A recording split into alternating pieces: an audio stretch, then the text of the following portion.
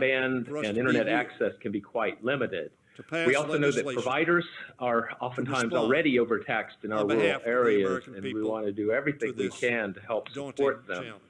Also, some of the things that are true when it's sunny and 70 Closure degrees means are that true large now in a parts of our pandemic, economy such must as be how temporarily difficult it shut can be down, to transport causing patients who severe are in need of disruption a for higher businesses level of and care. workers.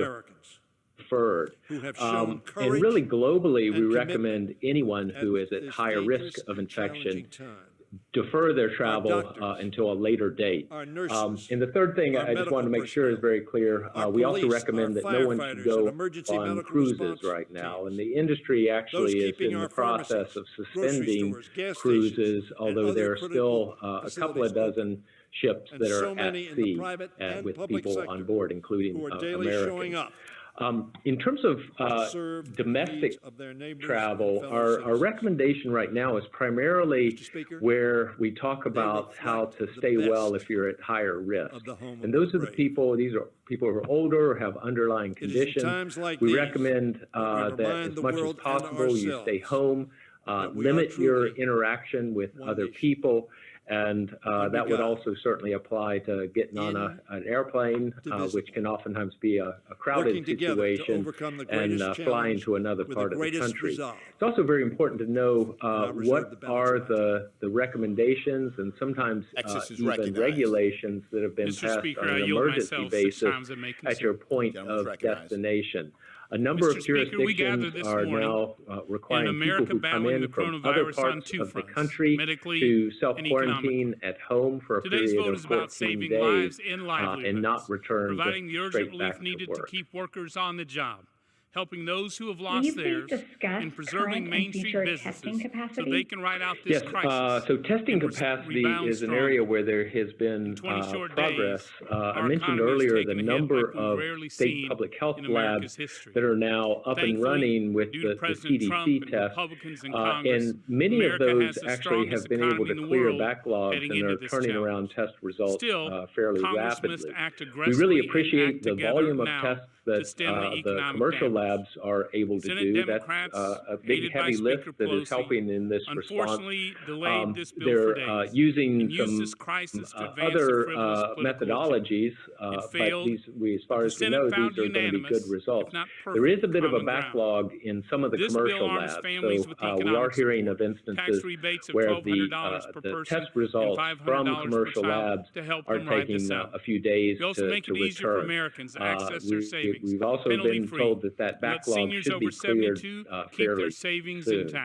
The other areas regarding diagnostic testing where CDC has been involved is making the virus isolate available to people in the commercial sector to be able to develop new tests.